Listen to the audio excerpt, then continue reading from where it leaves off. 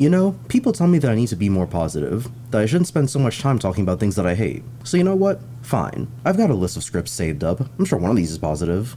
Boom. Mario plus Rabbids. I love that game. I could definitely make a video praising it. It's pretty different from what I've done before, so I really need to push myself, but otherwise it should be easy. Oh, wait. This script is for Mario Rabbids 2, a game I didn't like. Well, that's fine. I can always start an NPR script from scratch. Though there is a perfectly fine script right there. No, I can do this. Just think positive. Just think positive.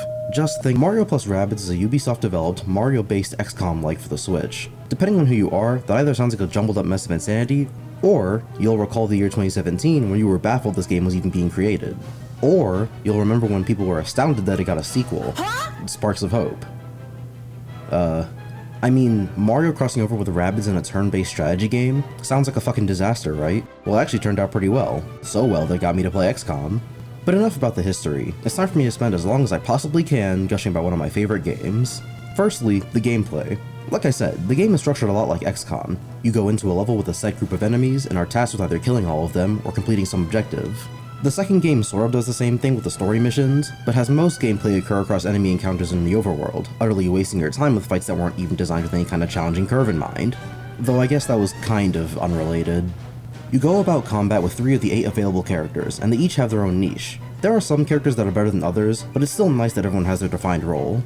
Unlike Sparks of Hope, where pretty much every character just attacks the same way but with different shapes. And they have even less abilities than they did in the first game, which isn't at all helped by the fact that enemies are way simpler, so the game ends up boiling down to just killing whoever you feel like. And all the best characters just end up being the ones that kill the fastest. Back on track. NPR being a Switch game means that it's kinda made for the lowest common denominator, but this is alleviated by the way the player is rewarded. Finishing missions faster and with all your characters alive will grant you more money and experience orbs to use on character upgrades, which is way better than what the second game does, where missions don't really matter outside of how much health you lose, which you can always just pay to refill anyway. Not that you'll ever need to given how easy it is with the broken characters, lazy enemies, and progression tied to a leveling up system that really has no place in a game like this. Alright, clearly this isn't possible for me. If I'm gonna praise the first game, it seems like it's always gonna come with baggage from the second. Fine then. It's time that I do what I do best. Get mad and take too long to make videos. See you soon.